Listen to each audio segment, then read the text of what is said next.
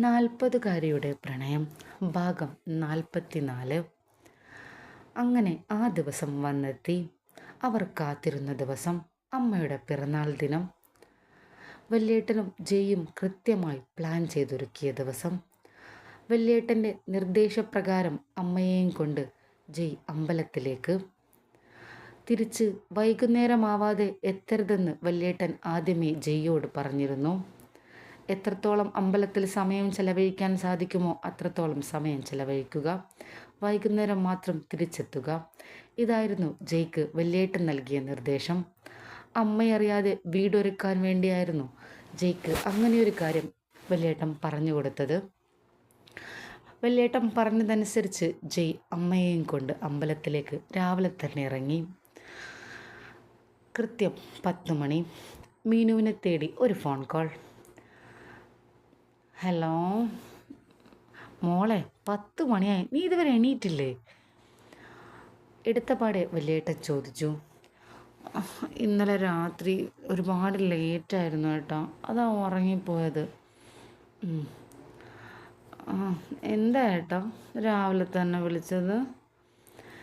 മോളെ, ഇന്നാണ് അമ്മയുടെ പിറന്നാൾ, നിനക്ക് ഓർമ്മയുണ്ടോ? ഓ, ഞാനത് മറന്നു. അത് ഇന്നായിരുന്നോ? ഏട്ടനൊന്നും പറഞ്ഞില്ലല്ലോ. എന്താ പ്ലാന്, എന്താ കാര്യം, ഒന്നും പറഞ്ഞില്ല. അത് പറയാൻ വേണ്ടി ഇപ്പം ഞാൻ വിളിച്ചത്. പ്ലാനൊക്കെ ഞാൻ കൃത്യമായിട്ട് ചെയ്തിട്ടുണ്ട്. നീ ഒന്നും ചെയ്യേണ്ട ആവശ്യമില്ല. നീ എപ്പോഴും പോകുന്ന പോലെ ഇന്നും ഹോസ്പിറ്റലിലേക്ക് പോവാം. അപ്പോൾ ഫങ്ഷനോ? എന്നിട്ട് വൈകുന്നേരം വന്നാൽ മതി. മനസ്സിലായോ? എന്താ ഏട്ടൻ്റെ പ്ലാൻ? അത് എന്നോടുകൂടി പറ. അത് നീ വരുമ്പോൾ കാണാലോ. പിന്നെ പ്രത്യേകിച്ച് പറയേണ്ട ആവശ്യമുണ്ടോ? ഞാനിപ്പോൾ അമ്മയെ വിഷ് ചെയ്യട്ടെ? അയ്യോ, നീ പൊട്ടത്തരം ചെയ്യല്ലേ. ശരി, എന്നാൽ ശരി. നീ ഇന്ന് ഹോസ്പിറ്റലിൽ പോകുന്നില്ലേ? അല്ലെങ്കിൽ കിടന്ന് ഉറങ്ങാണോ? ഇല്ല, ഇന്ന് പോവണം കേട്ടോ, പോവാതിരിക്കാൻ പറ്റത്തുമില്ല. അപ്പോൾ ശരി, എന്നാൽ വെക്കട്ടെ. ഓക്കെ, ബായ് ഏട്ടാ. അങ്ങനെ മീനു ഫോൺ കട്ട് ചെയ്തു. മീനു പെട്ടെന്ന് തന്നെ റെഡിയായി താഴെ എത്തി. അമ്മേ, അമ്മേ, ഞാൻ ഇറങ്ങാണ്. എത്ര വിളിച്ചിട്ടും അമ്മ വിളി കേട്ടില്ല. മീനു ദീപേച്ചിയോട് നോക്കി. ദീപേച്ചി, അമ്മ എവിടെ? അമ്മ രാവിലെ തന്നെ അമ്പലത്തിൽ പോയി. അമ്പലത്തിൽ പോയോ? അപ്പോൾ പുറത്ത് കാറുണ്ടല്ലോ. അപ്പോൾ എങ്ങനെയാ, ആരുടെ കൂടെ അമ്പലത്തിൽ പോയേ? അമ്മയെ കൊണ്ടുപോകാൻ ഒരാൾ വന്നിരുന്നു, അവരുടെ കൂടെയാണ് പോയത്. കൊണ്ടുപോകാൻ ആരോ? ആര് വന്നിരുന്നെന്ന്? അമ്മയുടെ മോൻ്റെ കൂടെയാണ് പോയത്. അർജുനേട്ടൻ്റെ കൂടെയോ? അർജുനേട്ടൻ അമ്പലത്തിലൊന്നും പോകുന്ന ശീലമുള്ള ആളായിരുന്നില്ലല്ലോ. പെട്ടെന്ന് എന്തു പറ്റി? ഇന്ന് ബർത്ത്ഡേ പ്രമാണിച്ച് പോയതാണോ? നീ പറഞ്ഞ് പൊട്ടിക്കണ്ട, ബർത്ത്ഡേ ആണെന്ന്. അർജുനേട്ടൻ്റെ കൂടെ അല്ല പോയത്. പിന്നെ ഏത് മോൻ? വല്യേട്ടൻ വന്നിരുന്നോ? ഇവരാരും അല്ലാതെ അമ്മയ്ക്കിപ്പോൾ ഒരു പുതിയ മോനുണ്ട്, അവൻ്റെ കൂടെയാണ് പോയത്. പുതിയ മോനോ? എന്തൊക്കെയാ ദീപേച്ചി പറയണേ? നിനക്കിപ്പോൾ എന്താ? നീ ഇപ്പോൾ ഹോസ്പിറ്റലിൽ പോകാനല്ലേ ഇറങ്ങിയത്? അതെ, എന്നാൽ പിന്നെ പോവാൻ നോക്ക്. അത് ചെയ്. അല്ല, ഞാൻ അമ്മയൊന്ന് കണ്ടിട്ട്. അമ്മയെ കാണാൻ നീ അമ്പലത്തിൽ പോ. അല്ല, ആരുടെ കൂടെയാണ് പോയത്? എനിക്ക് വയ്യ ഇവരോട് പറയാൻ. ആരെങ്കിലും കൂടെ ആയിക്കോട്ടെ, നീ പോകാനുള്ളടത്ത് പോ, അത്രേ പറയാനുള്ളൂ. ഈ ദീപേച്ചിക്ക് ഇത് എന്തോ പറ്റി? നല്ലൊരു ദിവസമായിട്ട് ഒന്നുമില്ല, ഒന്ന് പോയേ. ഇവിടെ മനുഷ്യന്മാർ അല്ലെങ്കിൽ തന്നെ ഭ്രാന്ത് പിടിച്ചിരിക്കുക. അപ്പോഴാ ദീപ ഇന്നല്പം ദേഷ്യത്തിലായിരുന്നു.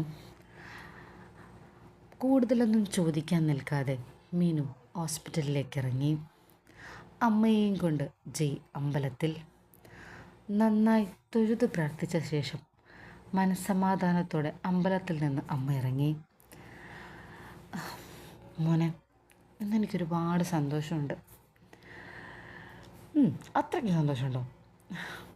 പിന്നെ അല്ലാണ്ട്.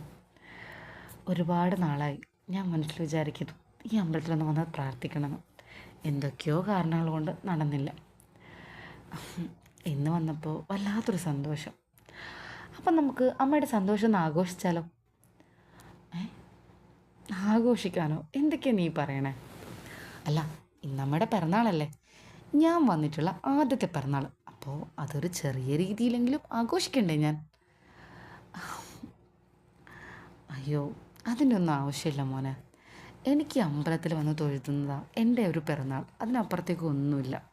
പിന്നെ ഇന്നെൻ്റെ പിറന്നാൾ അറിയുന്ന ഒരാൾ ഈ ലോകത്തുണ്ട് എന്ന് മാത്രം. അതാരാ? നീ. ഓ, അങ്ങനെ. അല്ലാതെ അതിനപ്പുറത്തേക്കുള്ള ആഘോഷങ്ങളൊന്നും എൻ്റെ ജീവിതത്തിലില്ല. അതൊക്കെ അദ്ദേഹം ഉണ്ടായിരുന്നപ്പോൾ മാത്രം ഉണ്ടായിരുന്നതാണ്. പിന്നെ അതില്ലാതായി. അദ്ദേഹം ഉണ്ടായിരുന്നത് പോലെയൊന്നും ചെയ്യാൻ എന്നെ കൊണ്ടൊന്നും പറ്റത്തില്ല. പക്ഷേ എന്നെ കൊണ്ട് പറ്റുന്ന ചെറിയൊരു ഗിഫ്റ്റ് ഞാൻ അമ്മയ്ക്ക് വേണ്ടി റെഡിയാക്കിയിട്ടുണ്ട്. അപ്പോൾ അതമ്മ വേണ്ടെന്ന് പറയരുത്. അയ്യോ മോനെ, അതിനൊന്നും ആവശ്യമില്ല. ഹാ, എന്ത് ഗിഫ്റ്റ് എന്ന് പറഞ്ഞാൽ ഇന്ന് എൻ്റെ കൂടെയാണ് അമ്മയുടെ ഭക്ഷണം, അത്രയേ ഉള്ളൂ. ആ ഭക്ഷണത്തിൻ്റെ പൈസ ഞാൻ കൊടുക്കാം എന്നാണ് ഞാൻ ഉദ്ദേശിച്ചത്. അയ്യോടാ, അതൊന്നും പാടില്ല. എനിക്ക് തീരെ ഹോട്ടൽ ഫുഡൊന്നും ഇഷ്ടമല്ല മോനെ. എൻ്റെ കൂടെ കഴിക്കുമ്പോൾ ഹോട്ടൽ ഫുഡൊക്കെ അങ്ങ് ഇഷ്ടപ്പെട്ടോളും. അയ്യോ, ഞാൻ കഴിക്കാറില്ല മോനെ, അതുകൊണ്ടാ. ഇന്നൊന്നും പറയാൻ പറ്റില്ല. ഇന്ന് മുഴുവൻ ഞാൻ പറയുന്നത് കേൾക്കണം. ഇന്ന് എൻ്റെ ദിവസമാണ് കേട്ടോ, എനിക്ക് ആഘോഷിക്കാനുള്ള ദിവസം. എൻ്റെ അമ്മയുടെ പിറന്നാൾ ഞാൻ ആഘോഷിക്കണ്ടേ? അയ്യോ, അതിനൊന്നും ആവശ്യമില്ല. ആവശ്യമുണ്ട്. ഇന്ന് മൊത്തം നമ്മളങ്ങ് കറങ്ങാണ് ഒരുമിച്ച്. അയ്യോ, വീട്ടിലെത്താൻ വൈകിയ അവർ ചോദിക്കും. ആര് ചോദിക്കാൻ? അതിപ്പോൾ ദീപയാണെങ്കിൽ ചോദിക്കില്ലേ? ദീപേച്ചിയോട് ഞാൻ വിളിച്ച് കാര്യം പറഞ്ഞോളാം. ഞാൻ എൻ്റെ അമ്മയെ ഇന്ന് രാത്രി കൊണ്ടുവിടുന്നുള്ളൂ എന്ന്. ദീപേച്ചി എന്തായാലും കൊണ്ടുവരണമെന്ന് വാശിയൊന്നും പിടിക്കില്ല. പിടിക്കുമോ? അതൊന്നുമില്ല. പിന്നെന്താ, ആ വീട്ടിനകത്ത് തന്നെ ഇരുന്ന് അമ്മയ്ക്ക് മടുപ്പ് തോന്നില്ലേ? ആ, അങ്ങനെ അതിനകത്ത് മാത്രമാണോ ഞാൻ ഇരിക്കുക? ഞാൻ പുറത്തേക്ക് ഇറങ്ങാറുണ്ടല്ലോ. എന്നാലും കൂടുതൽ അതിനകത്ത് ഇരിക്കാനാണല്ലോ കൂടുതൽ ഇഷ്ടം, അതുകൊണ്ട് പറഞ്ഞതാ. പിന്നെ മക്കളുടെ കൂടെയൊക്കെ സമയം ചിലവഴിക്കാൻ അവരവരുടേതായ തിരക്കുകളല്ലേ മോനെ, അതുകൊണ്ടാണ്. ഹാ, എൻ്റെ കൂടെ സമയം ചിലവഴിക്കാൻ ഞാൻ വിളിച്ചിട്ട് ഇപ്പോൾ വരുന്നു പോലുമില്ല. പിന്നെ മക്കളുടെ തിരക്ക് പറയേണ്ട ആവശ്യമുണ്ടോ? അയ്യോ, അങ്ങനെയൊന്നുമില്ല മോനെ. ആ, എന്നാൽ പിന്നെ കൂടുതലൊന്നും പറയാതെ വാ, നമുക്ക് ഇന്നമ്മയുടെ പിറന്നാൾ എൻ്റെ ചെറിയ ചിലവ് കൊണ്ട് ആഘോഷിക്കാം. ഇന്ന് ഞാൻ പറയുന്നത് മൊത്തം അമ്മ കേൾക്കണം, അത്രയേ ഉള്ളൂ. നീ എന്തൊക്കെയാണ് വിചാരിച്ചിരിക്കുന്നത്? എന്തൊക്കെയോ വെറുതെ പൈസ കളയണ്ട കേട്ടോ. ഹാ, എൻ്റെ അമ്മയ്ക്ക് വേണ്ടി പൈസ ചിലവാക്കാൻ പറ്റില്ലേ? പിന്നെ ആർക്ക് വേണ്ടിയാണ് പൈസ ചിലവാക്കുക? അയ്യോ മോനെ, ഞാൻ അങ്ങനെ പറഞ്ഞതല്ല. ഒന്നും പറയണ്ട. നമ്മൾ രണ്ടുപേരുടെ ഭക്ഷണത്തിന് ഒരുപാട് പൈസയൊന്നും ആവില്ല. ഇപ്പോൾ വാ, ഞാൻ എന്തായാലും അമ്മയുടെ നിങ്ങളുടെ 5 സ്റ്റാർ ഹോട്ടലിലെ ഫുഡൊന്നും നമ്മൾ കഴിക്കാറില്ല. നമുക്ക് തട്ടുകട വെച്ച് പിടിക്കാം. എന്താ? ഇവൻ്റെ ഒരു കാര്യം എന്തൊക്കെയാണ് പറയുന്നത്? രാവിലെ മുതൽ വൈകുന്നേരമുള്ള ഭക്ഷണം നമുക്ക് തട്ടുകട പിടിച്ച് പിടിക്കാം. അമ്മ ഇന്നവരെ തട്ടുകടയിൽ നിന്ന് ഭക്ഷണം കഴിച്ചിട്ടുണ്ടോ? ഏയ്, ഞാൻ കഴിച്ചിട്ടൊന്നുമില്ല. ആ, അതിന് ടേസ്റ്റൊക്കെ ഒന്ന് അറിയണ്ടേ? എപ്പോഴും 5 സ്റ്റാർ ഹോട്ടലിലെ ഫുഡ് കഴിച്ചാൽ ഇടയ്ക്കെങ്കിൽ നമ്മളെപ്പോലുള്ള പാവങ്ങളൊക്കെ ഓർക്കാനെങ്കിൽ കഴിക്കണ്ടേ?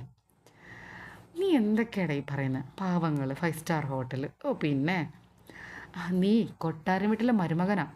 ആ ഒരു ബോധം വേണം സംസാരത്തിൽ. ആ, അതോർക്കുമ്പോഴാണ് ഏറ്റവും വലിയ സങ്കടം. ഡാ, ഞാൻ ചുമ്മാ പറഞ്ഞതാ അമ്മ. എന്തായാലും എൻ്റെ അമ്മ വാ, നമുക്ക് ഇന്ന് അടിച്ചു പൊളിച്ച് ആഘോഷിക്കാം അമ്മയുടെ പിറന്നാൾ. എൻ്റെയും അമ്മയും മാത്രം, ഓക്കെ? വേറെ ആരും വരാൻ പാടില്ല നമ്മുടെ സ്വർഗത്തിൽ, അല്ലേ? നീ എന്താ പ്ലാൻ ചെയ്തിരിക്കുന്നത് പറ. ഒന്നുമില്ല, അമ്മയെ കൊണ്ട് അമ്പലങ്ങളായ അമ്പലം മൊത്തം കറങ്ങുക, അതാണ് എൻ്റെ ഉദ്ദേശം. അമ്പലത്തിൽ പോകുന്നതാണല്ലോ ഏറ്റവും സന്തോഷം. അപ്പോൾ അവിടെ തന്നെ പോവാം. ഇടയ്ക്ക് ഏതെങ്കിലും ഹോട്ടലിൽ കയറി ഭക്ഷണം, അത്രയേ ഉള്ളൂ. ഓക്കെ അല്ലേ? അത്രയ്ക്ക് വേണം. ഹാ, ഇത്രയെങ്കിലും ഒരു ബർത്ത്ഡേ പ്രമാണിച്ച് ഞാൻ ചെയ്യണ്ടേ? എൻ്റെ അമ്മയുടെ പിറന്നാളല്ലേ. നീ അത് പറയുന്ന കേൾക്കുമ്പോൾ വല്ലാത്തൊരു സുഖമുണ്ട്. ഏത് പറയുന്ന കേൾക്കുമ്പോൾ? നീ പറഞ്ഞില്ലേ എൻ്റെ അമ്മയുടെ പിറന്നാളല്ലേ, അത് കേൾക്കുമ്പോൾ. എൻ്റെ മക്കൾ അങ്ങനെ ഓർക്കാറില്ല, അതുകൊണ്ട് പറഞ്ഞതാ. അത് പോട്ടെ, നമുക്കിനി അത് ഓർക്കണ്ട. ഇനിയിപ്പോൾ ഞാനില്ലേ. അപ്പോൾ പോവല്ലേ അടുത്ത അമ്പലത്തിലേക്ക്? ശരി ശരി, ഒക്കെ നിനക്ക് വിട്ടു തന്നിരിക്കുന്നു, നീ പറയുന്ന പോലെ. അമ്മയ്ക്ക് സന്തോഷവും ജയ്ക്ക് ആനന്ദവും നിറഞ്ഞ സംഭാഷണങ്ങളായിരുന്നു അത്. അമ്മയുടെ മനസ്സ് നിറയ്ക്കാൻ ജയ്യുടെ വാക്കുകൾക്ക് സാധിക്കുന്നുണ്ടായിരുന്നു. അമ്മ തൻ്റെ വാക്കുകളിൽ സന്തോഷിക്കുമ്പോൾ ജയ്ക്ക് വല്ലാത്തൊരു ആനന്ദമായിരുന്നു. എവിടെയോ നഷ്ടപ്പെട്ടു പോയ എന്തോ ഒന്ന് തിരികെ കിട്ടിയതിൻ്റെ സന്തോഷം അമ്മ ആസ്വദിക്കുന്നുണ്ടെന്ന് ജയ്ക്ക് തോന്നി. നീ എന്താണ് ഇങ്ങനെ നോക്കുന്നത്? ജയ്യുടെ ആ നോട്ടം കണ്ട് അമ്മ ചോദിച്ചു. ഏയ് ഒന്നുമില്ല, വാ കയറ്, നമുക്ക് അടുത്ത അമ്പലം വെച്ച് പിടിക്കാം. ഇനി ഒരുപാട് ദൂരമുണ്ടോ? നിനക്ക് അമ്പലത്തെക്കുറിച്ച് വല്ല ഐഡിയ ഉണ്ടോ? ഏയ് അമ്മ പറയേ, അവിടെയൊക്കെ ഞാൻ കൊണ്ടുപോയി കാണിക്കാം, അത്രേ എനിക്ക് പറ്റത്തുള്ളൂ. ശരി ശരി, വാ വാ കയറ്. അങ്ങനെ വീണ്ടും അവരുടെ യാത്ര തുടർന്നു അടുത്ത അമ്പലത്തിലേക്ക്. വൈകുന്നേരം വരെ അമ്മയെയും കൊണ്ട് കറക്കം, അതാണ് ജയ്യുടെ പ്ലാൻ. വല്യേട്ടൻ എല്ലാം തയ്യാറെടുപ്പിലായിരുന്നു. അമ്മ തിരിച്ചെത്തുന്നതിന് മുമ്പ് എല്ലാ കാര്യങ്ങളും ശരിയാക്കണം. ബന്ധുക്കൾ വന്നു തുടങ്ങും. അപ്പോഴേക്കും എല്ലാ അറേഞ്ച്മെൻറ്റ്സും റെഡിയാവണം. നന്നായി ഒരുക്കി വീടൊരുങ്ങി ആഘോഷത്തിൻ്റെ തിമിർപ്പോടെ അത്രയും ആഹ്ലാദകരമാക്കാൻ എന്തൊക്കെ ചെയ്യാൻ സാധിക്കുമോ അതൊക്കെ ചെയ്യാൻ വല്യേട്ടൻ നിർദ്ദേശം നൽകി. ഈ ഭാഗം ഇഷ്ടമായാൽ ചാനൽ സബ്സ്ക്രൈബ് ചെയ്യാനും ലൈക്ക് ചെയ്യാനും മറക്കരുത്. അടുത്ത ഭാഗം ഉടൻ വരും.